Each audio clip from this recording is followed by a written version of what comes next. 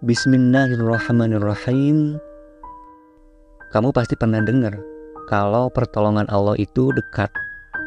Dan pada nyatanya pertolongan Allah memanglah dekat.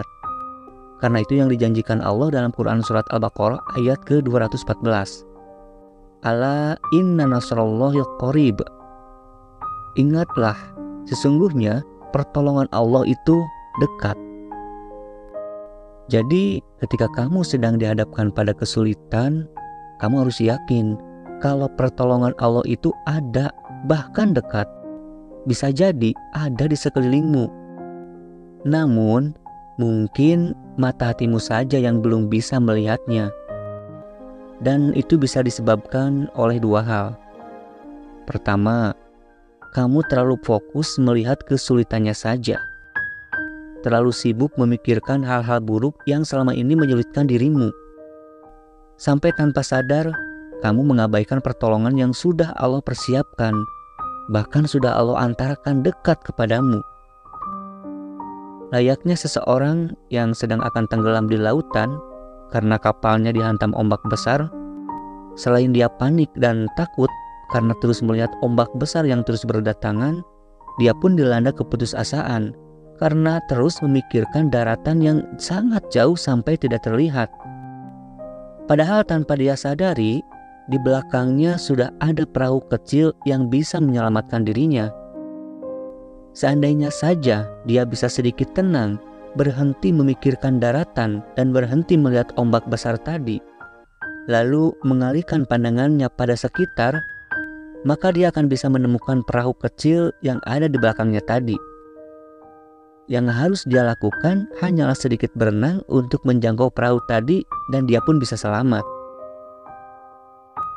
Adapun penyebab kedua, kenapa kamu sulit menemukan pertolongan Allah yang padahal pertolongan itu sudah dekat, adalah karena kamu tidak tahu seperti apa bentuk dari pertolongan Allah itu. Maka sebelumnya kamu harus tahu dulu seperti apa sih bentuk dari pertolongan Allah ini. Nah, bentuk dari pertolongan Allah adalah berupa kemudahan. Fa inna ma'al usri yusra.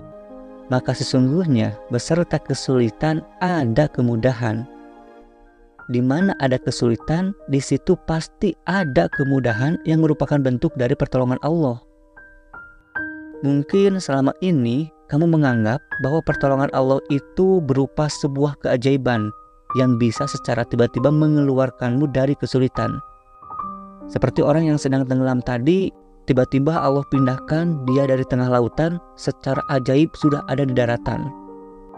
Bukan seperti itu wujud dari pertolongan Allah. Ingat, bentuk dari pertolongan Allah adalah sebuah kemudahan, yang berarti kamu tetap harus menjalani proses ikhtiar. Hanya saja prosesnya dimudahkan oleh Allah. Layaknya perahu kecil tadi, kamu tetap saja harus sedikit berusaha dengan berenang untuk menggapainya. Hanya saja perahunya sudah didekatkan sehingga kamu bisa mudah mendapatkannya. Nah, untuk lebih memahami tentang bentuk dari pertolongan Allah ini, kamu perlu belajar dari sebuah kisah tentang bagaimana Nabi Musa dan Bani Israel dulu yang pernah didatangkan sebuah pertolongan oleh Allah, namun mereka mengabaikannya karena mereka belum tahu seperti apa bentuk pertolongan Allah ini dan bagaimana cara Allah akan menolong mereka. Jadi pada suatu ketika Bani Israel yang sedang dilanda musibah kemudian meminta Nabi Musa untuk berdoa kepada Allah agar menurunkan pertolongannya. Dan Allah pun berjanji akan datang kepada mereka memberikan pertolongan. Nah, karena saking gembiranya Allah akan hadir di tengah-tengah mereka, maka mereka pun menyiapkan semacam pesta besar-besaran untuk menyambut kedatangan Allah ini. Nah, di tengah persiapan yang super sibuk itu, Nabi Musa dihampiri oleh seorang nenek-nenek yang sedang kelaparan. Nenek itu pun berkata, "Wahai Musa, sesungguhnya aku ini sedang lapar dan ingin meminta sedikit makanan darimu," pinta nenek tersebut. Namun karena Nabi Musa sedang sibuk mempersiapkan kedatangan Allah yang maha besar dan maha agung nih, sehingga permintaan nenek-nenek tersebut tidak dihiraukan dan malah menyuruhnya untuk melakukan sebuah pekerjaan terlebih dahulu, baru kemudian nanti akan Nabi Musa upah. Nah, akhirnya nenek tersebut melakukan sebuah pekerjaan yang diminta oleh Nabi Musa tadi. Namun setelah pekerjaan nenek itu selesai, Nabi Musa lupa untuk memberikan upah yang telah dijanjikan. Akhirnya nenek tersebut berjalan lagi mendatangi Bani Israel dan meminta bantuan kepada mereka. Tapi apa yang didapat? Yang nenek itu dapat hanyalah sebuah penolakan karena memang semua sedang sibuk mempersiapkan pesta besar. Nah, singkat cerita, pada sore hari persiapan pesta pun sudah selesai. Namun hingga malam hari Allah masih juga belum datang. Bahkan ditunggu sampai besok paginya, Allah masih belum datang juga, belum hadir di tengah-tengah mereka. Sampai akhirnya Bani Israel pun protes kepada Nabi Musa karena dianggap bahwa Nabi Musa sudah membohongi mereka.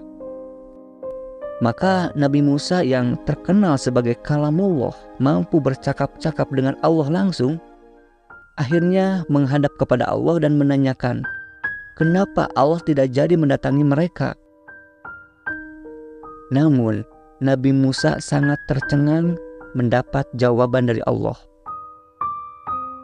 Allah pun berkata, "Wahai Musa, aku telah datang.